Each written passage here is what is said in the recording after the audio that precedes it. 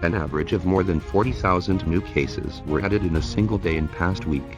The cumulative number of diagnoses reached 7 million. Why did the country that medical care first talked about failed so much? What do you say to Americans who are outraged over this and blame this administration for so many lives lost in this country? We are looking at the prospect of 2 million people potentially perishing from the coronavirus in this country. The fact that we have come nowhere near that number. U.S. politicians' attitude to downplay the epidemic surprised us. Is that 70% of their lives could have been saved if Donald Trump and his administration had taken appropriate actions early. Politicians want to restore the economy as soon as possible, instead of trying to save as many lives as possible. Premature school resumption. In universities in all 50 U.S. states, there have been more than 59,000 epidemic cases. The coming of flu season. More people are willing to stay indoors. The U.S. will face the test of the third wave of the fall epidemic.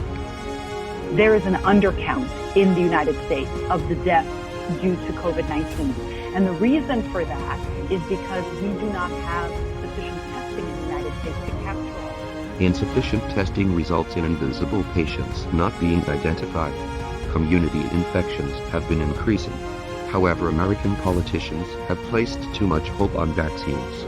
But Johnson & Johnson, the fastest developing vaccine, said whether the vaccine is safe can be determined as soon as end of the year or early next year. And the popularization of vaccines to the general public will only be delayed. The government does not pay attention to the epidemic. Large base of existing hidden patients. Insufficient detection capability. It can easily lead to cross-infection. Saturation of medical resources. The U.S. epidemic prevention and control is in a dilemma. But American politicians don't take the lives of their citizens as important. Proposed the so-called Hong Kong Refugee Protection Law. Continue to frame Xinjiang's human rights issues. Shaking the pot will not solve the U.S. pandemic crisis. Any of them government people ain't doing a good job. I don't care if you're a liberal, a Democrat, a Republican, they all got their heads up their ass, really.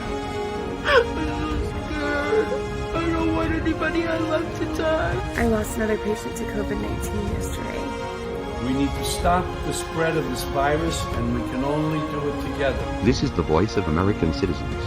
Don't put life first. America will only get deeper and deeper in the dilemma.